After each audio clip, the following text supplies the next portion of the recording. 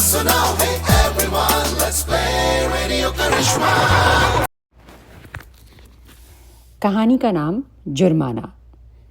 लेखक मुंशी प्रेमचंद। ऐसा शायद ही कोई महीना जाता कि अल्लाह रखी के वेतन से कुछ जुर्माना न कट जाता। कभी कभी तो उसे 6 रुपए के 5 रुपए ही मिलते, लेकिन वह सब कुछ सहकर भी सफाई के दरोगा खैरात अली खां के चुंगल में कभी ना आती। खां साहब की मातहती में सैकड़ों मैतरानियाँ थीं। किसी की भी तलब न कटती, किसी पर जुर्माना न होता, न डांट ही पड़ती। खां साहब नेकनाम थे, दयालु थे, मगर अल्लाह रखी उनके हाथों बराबर ताड़ना पाती रहती थी। वह कामचोर नहीं थी, बेअदब नहीं थी, फूहड़ नहीं थी, बदसूरत भी नहीं थी। पहर रात को इस ठंड के दिनों में वह झाड़ू लेकर निकल जाती और 9 बजे तक एक चित्त होकर सड़क पर झाड़ू लगाती रहती। फिर भी उस पर जुर्माना हो जाता। उसका पति हुसैनी भी अवसर पाकर उसका काम कर देता, लेकिन अल्लाह रखी की किस्मत में जुर्माना देना था। तलब का दिन औरों के लिए हंसने का दिन था, अल्लाह रखी के लिए रोने का। उस दिन उसका मन जैसे सूली पर टंगा रहता। न जाने कितने पैसे कट जाएंगे। वह परीक्षा वाले छात्रों की तरह बार बार जुर्माने की रकम का तखमीना करती। उस दिन वह थक कर जरा दम लेने के लिए बैठ गई थी। उसी वक्त दरोगा जी अपने इक्के पर आ रहे थे। वह कितना कहती रही, हजूर आली मैं फिर काम करूंगी, लेकिन उन्होंने एक न सुनी थी। अपनी किताब में उसका नाम नोट कर लिया था। उसके कई दिन बाद फिर ऐसा ही हुआ। वह हलवाई से एक पैसे के सेवड़े लेकर खा रही थी।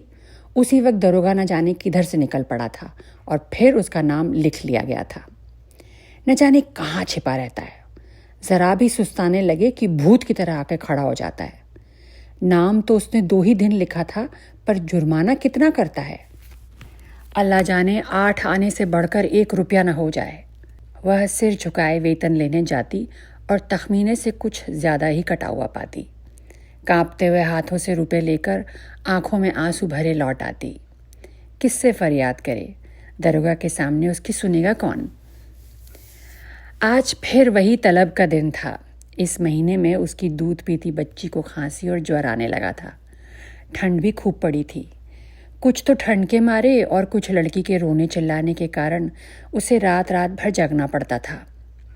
कई दिन काम पर जाने में देर हो गई थी। दरोगा ने उसका नाम लिख लिया था। अब की आधे रुपए कट जाएंगे। आधे भी मिल जाएं तो गनीमत है। कौन जाने कितना कटा है। उसने तड़के बच्ची को गोद में उठाया और झाड़ू लेकर सड़क पर जा पहुंची, मगर वह दुष्ट गोद से उतरती ही न थी। उसने बार बार दरोगा के आने की धमकी दी। अभी आता होगा, मुझे भी मारेगा, तेरे भी नाक कान काट लेगा। लेकिन लड़की को अपने नाक कान कटवाना मंजूर था, गोद से उतरना मंजूर न था।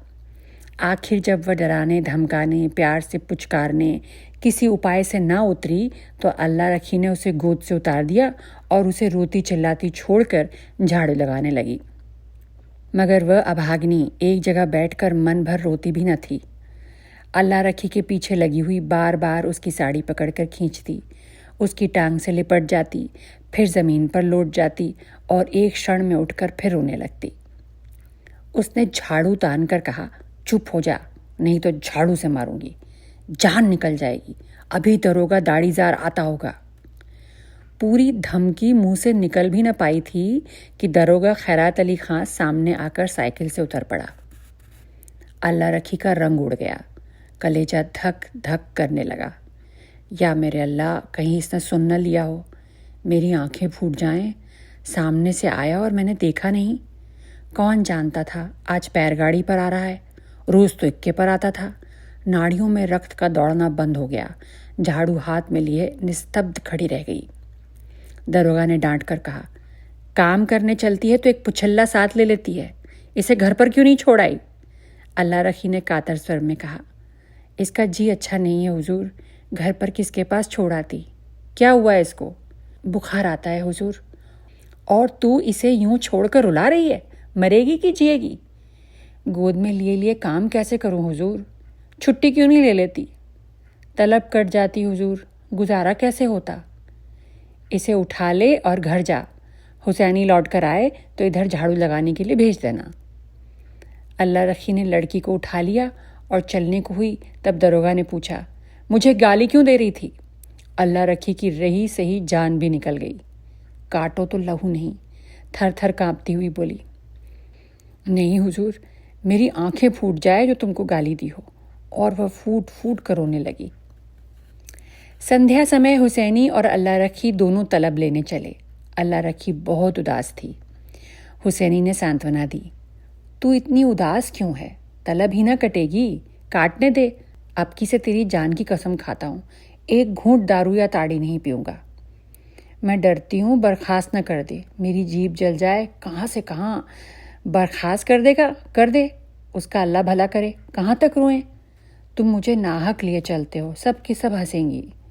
बर्खास्त करेगा तो पूछूंगा नहीं कि किस इल्ज़ाम पर बर्खास्त करते हो। गाली देते किसने सुना? कोई अंधेर है जिसे चाहे बर्खास्त कर दे, और जो कहीं सुनवाई ना हुई तो पंचों से फरियाद करूंगा, चौधरी के दरवाजे पर सर पटक दूंगा। ऐसी ही एकता होती तो दरोगा इतना जरिमाना करने पाता? जितना बड़ा रोग होता है उतनी दवा होती है पगली। फिर भी अल्लाह रखी का मन शांत न हुआ। मुख पर विषाद का धुआं सा छाया हुआ था। दरोगा क्यों गाली सुनकर भी बिगड़ा नहीं? उसी वक्त उसे क्यों नहीं बर्खास्त कर दिया? यह उसकी समझ में न आता था।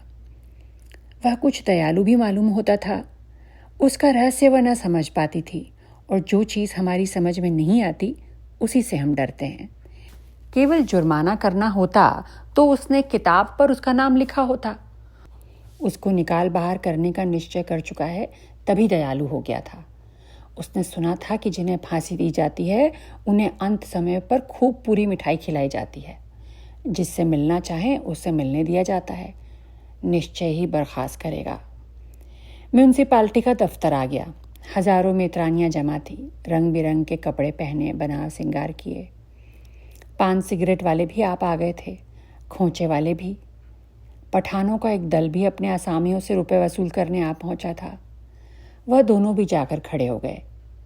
वेतन बंटने लगा। पहले मेतरानियों का नंबर था। जिसका नाम पुकारा जाता वह लपक कर जाती और अपने रुपए लेकर दरोगा जी को मुफ्त की दुआएं देती हुई चली जाती। चंपा के बाद अल्लाह रखी का नाम बराबर पुकारा जाता था।